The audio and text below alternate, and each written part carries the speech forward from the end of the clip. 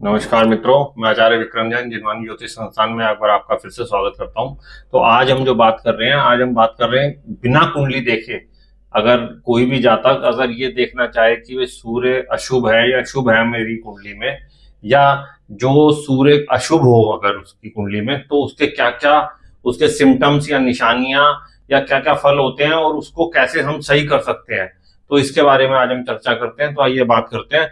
अगर किसी की कुंडली में सूर्य अशुभ है या अशुभ फल दे रहा है या पीड़ित है या नीच का है या किसी भी तरीके से खराब परिणाम दे रहा है, तो वो क्या क्या उसके अशुभता के क्या परिणाम होंगे, उसको क्या फल मिलेंगे या उसकी क्या निशानियां होंगी।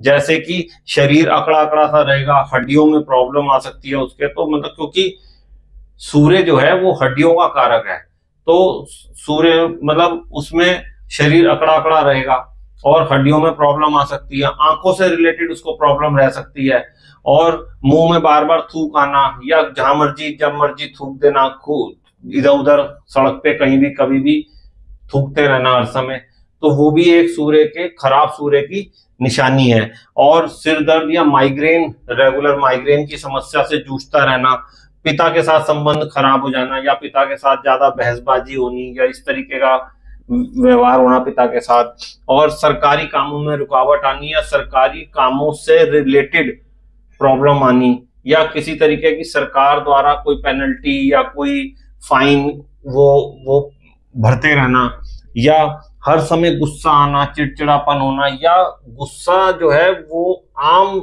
लोगों की बनिस्बत उस व्यक्ति को जल्दी आ जाता है जिसका सूर्य खराब होता है।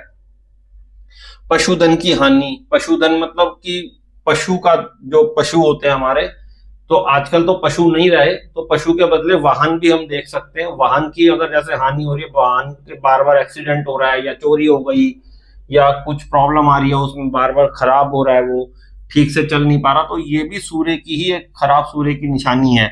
और उसके अलावा अचानक से नमक का सेवन बढ़ जाना, जैसे कि खाना खाते समय ऊपर से नमक छिड़कना, हर समय दाल सब्जी बनी हुई है ऊपर अलग से नमक छिड़कना, ज्यादा नमक खाना शुरू कर देना, तो ये सारी चीजें जो है ना खराब सूर्य की निशानी है।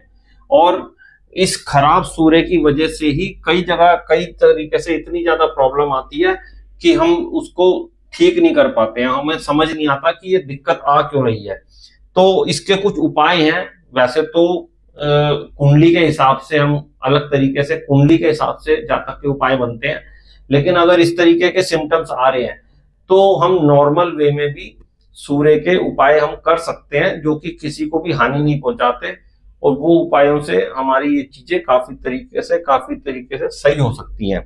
जैसे कि पिता के साथ संबंध ठीक रखने, उनके रोज सुबह पैर छूने का मतलब है कि अंगूठे, पैरों के अंगूठे छूने। पैर खाली ये नहीं जैसे आजकल का ये स्टाइल है कि ऐसे करके बस छू दिया, या नहीं भी हाथ लगा तो कोई बात नहीं, प्रॉपर अपने दोनों हाथों से पिता के दोनों पैरों के अंगूठे छूने, उसको पैर छूना कहा गया है।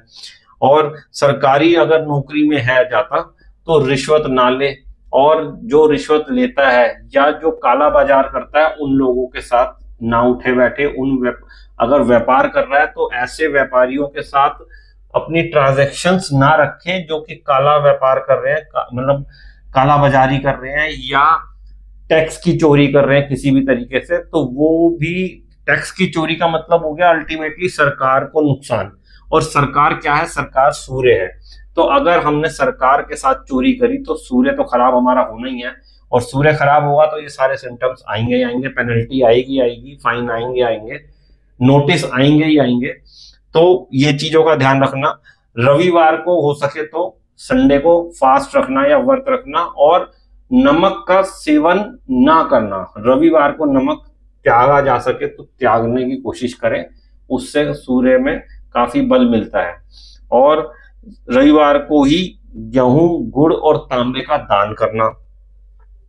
रेड लाइट या यातायात के जो नियम होते हैं उन नियमों का उल्लंघन ना करना।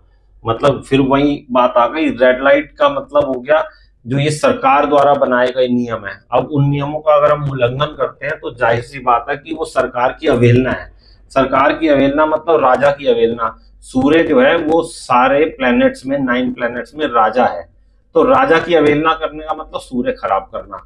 तो कोशिश करके रेड लाइट जंप ना करें, या कोई अगर फाइन होता है तो उसको टाइमली और ठीक तरीके से उसे भरें, पेनल्टी को भरें, और जो यातायात के जितने नियम है वो सबको फॉलो करें। और रोज सुबह सूर्य के बीज मंत्र का जाप करें। सूर्य का बीज मंत्र क्या है? ओम गृणी सूर्याय नमः। वैसे तो और भी है, लेकिन ये एक बीज मंत्र है, ओम गृणी सूर्याय नमः। इसकी एक माला जाप रोज सुबह जरूर करें, यानी 108 बार ये जाप जरूर करें। और आदित्य हृदय स्तोत्र का पाठ करें तथा हरिवंश पुराण को पढ़ें। उसके अलावा अपना चरित्र सही रखें। चरित्र से मतलब आप समझते हैं, अपना चरित्र सही रखें और व्यर्थ में इधर उधर थूका थाकी ना करें, क्योंकि थूक जो है ना वो उसमें हमारी जो है ना काफी सारे धातु का आ गया है, तो वो इधर उधर थूकने से सूर्य वीक होता है हमारा। तो इधर उधर व्यर्थ में थूकना बंद करें। तो ये कुछ नॉर्मल से उपाय बताए हैं मैंने, जिनसे करने से हमारा सूर्य ठीक हो सकता है। आशा करता हूं ये छोटी सी वीडियो आपको अच्छी लगी होगी। नेक्स्ट वीडियो में हम देखते हैं चंद्रमा और पूरी 9 प्लैनेट्स के बारे में डिस्कस करेंगे। बहुत बहुत धन्यवाद।